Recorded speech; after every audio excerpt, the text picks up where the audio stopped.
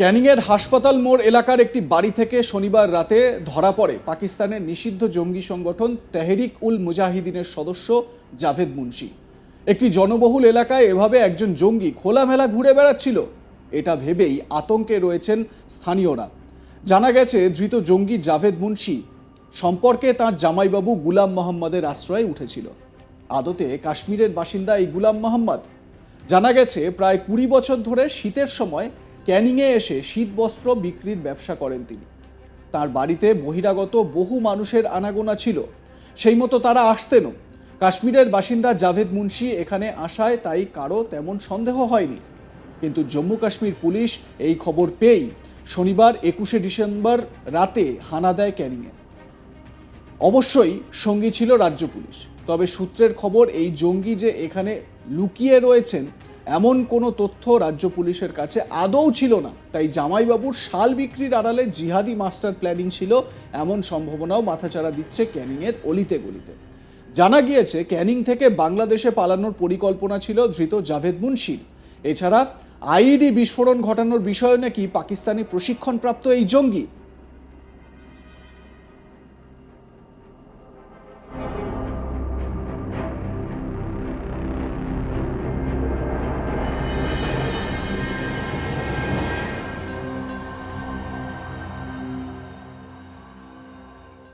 আমার সহকর্মী প্রসেনজিৎ সাহা এ বিষয়ে কি বলছেন শোনাবো আপনাদের। পুলিশ সূত্র থেকে জানা যাচ্ছে যে জাভেদের প্ল্যানই ছিল এখান থেকে বাংলাদেশে পালিয়ে যাওয়ার। ফলে এই এলাকায় কোনো নেটওয়ার্ক তৈরি করে কোনো জঙ্গি কার্যকলাপ তিনি ঘটানোর চেষ্টা করছিলেন কিনা সেটাই কিন্তু বড় প্রশ্ন। তাকে জিজ্ঞাসাবাদ করে কিন্তু কার্যত পুলিশ এটাই এখন জানার চেষ্টা করছে।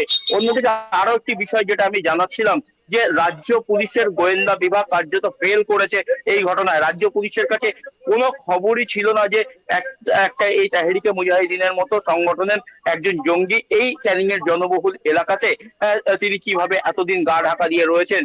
এবং জম্মু কাশ্মীর পুলিশ সেই খবর তাদের কাছে যায় এবং তারা কিন্তু রাতেই অর্থাৎ শনিবার সন্ধ্যা নাগাদ তারা খবর পায় তেমনটা জানা যাচ্ছে এবং রাতেই কার্যত হানা দেয় এই মোনাব্বর পিয়াদার বাড়িতে, যে বাড়িতে কার্যত ভাড়া রয়েছেন গুলাম মোহাম্মদ, যিনি কিনা দীর্ঘদিন ধরে এখানে শালের ব্যবসা করেন। আর তার বাড়িতেই তারই নিকট আত্মীয় হিসাবে এখানে কিন্তু ঘাঁটি গেড়েছিলেন এই জাভেদ মুন্সি।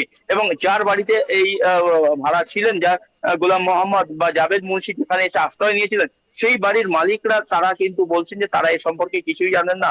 তার কারণ যে গোলাম মোহাম্মদকে বাড়ি ভাড়া দেওয়া হয়েছিল সেই গোলাম মোহাম্মদ দীর্ঘ প্রায় 20-25 বছর ধরে ক্যানিং এ আসেন তিনি শীত বস্ত্র বিক্রি করতে। প্রত্যেক বছর শীতের মরশুমে তিনি ক্যানিং এ চলে আসেন এবং এলাকায় ঘুরে ঘুরে শাল বিক্রি করেন, অন্যান্য শীত বস্ত্র বিক্রি করেন। এবং তার বাড়িতেই কার্যত এই জাভেদ মুন্সি আশ্রয় নিয়েছিল। প্রত্যেক বছরই তার বাড়িতে বিভিন্ন লোকজন এখানে আসেন, তবে কারা আসছেন ভাড়াটিয়ার ঘরে সে বিষয়ে কিন্তু বাড়ির মালিক তারা কিন্তু খোঁজ খবর সেভাবে রাখতেন না, তেমনটাই জানাচ্ছেন। একটি এগ্রিমেন্ট পেপার পাওয়া গিয়েছে গুলাম মোহাম্মদের সাথে এই বাড়িওয়ালার, যে এগ্রিমেন্ট হয়েছিল প্রত্যেক মাসে 5,000 টাকা করে ভাড়া হিসাবে ঘর ভাড়া দেওয়া হয়েছিল তাকে। এবং ক্যানিং এলাকায় মসজিদের আশপাশে একটি ঘর ভাড়া চেয়েছিলেন এই গোলাম মোহাম্মদ এবং সেই মোতাবেক এখানেই কার্যত সেই গোলাম মোহাম্মদ এখানে ভাড়া ছিলেন। এবং সেই গোলাম মোহাম্মদের শ্যালক বলে পরিচয় জানা যাচ্ছে জাভেদ মুন্সির, যাকে কিনা পুলিশ গ্রেফতার করতে সক্ষম হয়েছে। ভাড়া দিতে গেলে মিনিমাম কিছু ক্রাইটেরিয়া আছে, সরকারি নির্দেশিকা আছে যেগুলো মানতে হয়। আর যখন ইন্টারন্যাশনাল একটা বর্ডার সিস্টেমে যখন একটা উথাল পাতাল চলছে, অর্থাৎ বাংলাদেশ থেকে মানুষজন এদেশে চলে আসছে বা এই দেশে নাশকতামূলক কাজকর্ম করার জন্য বিভিন্ন ধরনের উস্কানিমূলক মন্তব্য বাংলাদেশের তরফ থেকে আসছে, ঠিক তখনই কিভাবে এই বাড়িওয়ালা যাবতীয় পরিচয়পত্র না দেখে ভাড়া দিলেন বাড়ি, সেটা নিয়ে কিন্তু এলাকার মানুষজন তারা প্রশ্ন ইতিমধ্যেই তুলতে শুরু করেছেন। তাদের দাবি যে ভাড়া দেওয়ার জন্য মিনিমাম যে আধার কার্ড, ভোটার কার্ড বা অন্য যে সমস্ত পরিচয়পত্র দেখা প্রয়োজন সেগুলো কার্যত দেখা হয়নি, এমনটাই কিন্তু জানা যাচ্ছে। অন্যদিকে বাড়িওয়ালার তরফ থেকে যেমনটা জানানো হচ্ছে যে যেহেতু এই গোলাম মোহাম্মদ তিনি দীর্ঘদিন ধরে ক্যানিং এ ব্যবসা করেন, তিনি প্রায় 20-25 বছর ধরে ক্যানিং এ শীত বস্ত্র প্রত্যেকটা শীতের মরশুমে তিনি বিক্রি করতে আসেন। ক্যানিং এলাকার প্রত্যেকটি অলিগলি তার চেনা, ক্যানিং এলাকার প্রত্যেকটি মানুষকেই কার্যত তিনি চেনেন বা তাকেও এলাকার মানুষজন চেনেন। সেই কারণে তার যাবতীয় পরিচয়পত্র তারা দেখার প্রয়োজন মনে করেননি এবং প্রত্যেক বছরই যেহেতু ওই ব্যক্তি এই এলাকায় আসেন সেই কারণে তার পরিচয়পত্র দেখা হয়নি এবং গোলাম মোহাম্মদ এখনো এলাকাতেই রয়েছেন।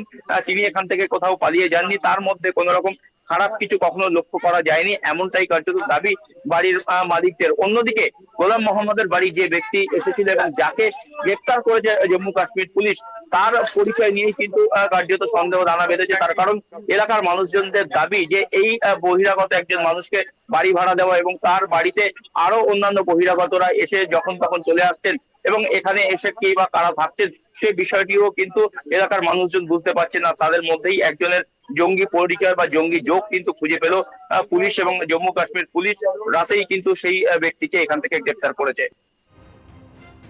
শনিবার রাতে ক্যানিং এর হাসপাতাল মোড় এলাকায় একটি বাড়িতে হানা দিয়ে ওই ব্যক্তিকে গ্রেপ্তার করে পুলিশ। ধৃতের আত্মীয়ের বাড়ি থেকে গ্রেপ্তার করা হয় অভিযুক্তকে। জানা গেছে কয়েকদিন আগেই ওই বাড়িতে এসেছে জাভেদ। তদন্তকারীরা মনে করছেন সেখান থেকে বাংলাদেশ পালিয়ে যাওয়ার ছক ছিল তার। তবে ওই বাড়ির কেউই এ বিষয়ে বিশেষ মুখ খুলতে চাইছেন না। এই বিষয়ে ওই বাড়ির এক সদস্য বলেন, যেদিন এসেছে সেই দিনই ওকে নিয়ে যাওয়া হয়। বাংলাদেশে যাওয়ার কোনো পরিকল্পনা ছিল না। পুলিশ কেন ধরেছে জানি না। আমাদের পুলিশ জিজ্ঞাসা করলো ও কেন এসেছে, আমরা সেসব জানালাম। ধৃত ব্যক্তির আত্মীয় মানে জাভেদ মুন্সির যে আত্মীয় এক মহিলা, তিনি কি বলছেন শোনাবো। कुछ नहीं, जिस दिन आया उसी दिन उसको बोलते थे। बांग्लादेश जाने का कोई इरादा था? नहीं क्या, कोई बांग्लादेश नहीं, जाने का? नहीं। उसको बेटी को आंखों में ट्यूमर है सर को, हाँ। तो इसलिए उसको दिल्ली में उसको इलाज चल रहा था, वो उसी में उसको बोला मैं इधर आऊंगा, तो वो हमको पता मत है कि तो पुलिस क्यों पकड़ लिया? हमको कहाँ पता है अब ये सब। वो आप लोगों के साथ कोई नहीं। पूछताछ किए है? हाँ क्या आप लोगों के साथ क्या बात हुई है पुलिस से? ये क्यों आया, हमें सुबह ने बोला ये आ गए ऐसे ही, फिर बोला कहाँ रहते हो तुम लोग, हमने बोला इधर, तो हो गए बात खत्म। बोले बोला ठीक है आओ। पुलिस जिसको लिए गया था वो लोग आपके बारे में आपके घर में आया था क्या? हाँ हाँ हाँ, वो यही बोला। রুস্তম আলী শেখ নামে স্থানীয় এক বাসিন্দা বলছেন, ওই ব্যক্তিকে আগে কখনো দেখিনি। এই ঘটনার পর বেশ আতঙ্কে রয়েছেন এলাকাবাসী। শুনুন। ব্যক্তি এসেছিল, ওকে কি আপনি আপনি দেখেছিলেন? আমার বাড়ির পাশে আমি কালকে আসার পর আপনি দেখেছিলেন? না কেউ দেখেনি কোনোদিনও আমাদের। তারপরে পুলিশ এসে মাঝরাতে নিয়ে গেল একটা সন্দেহভাজন জঙ্গি সন্দেহ, কি বলবেন এই নিয়ে? তখন তো আমিও তাও যে আমি এক্ষুনি সবাই শুনলাম যে আমার যার বাড়ি আমি ভাড়া ঠিক করে দিয়েছি তার বাড়িতে রিপোর্টার এসে এসে ছবি টবি, আমি সব ভাত খাচ্ছি, ভাত রেখে দিয়ে চলে এসেছি। আমাদের পাড়ায় আমি আপনার বাড়ির পাশে একটা জঙ্গি এসে বসবাস করতে কতটা আতঙ্ক রয়েছে? না, উনি তো জঙ্গি বলে আমরা কোনোদিন জানি না। না জানার পর কি মনে হচ্ছে আপনার? তা এখন তো মানে এই মুহূর্তে বাড়িতে বার করে দেবো, আর রাখবোই না। এই তো আপনাদের সঙ্গে এই তো চুক্তি করা আছে, আপনি দাঁড়ান। এ তো এক্ষুনি আমি বলে দেবো 100। লাইক কমেন্ট শেয়ার করতে ভুলবেন না। দেখতে থাকুন আজ তাক বাংলা।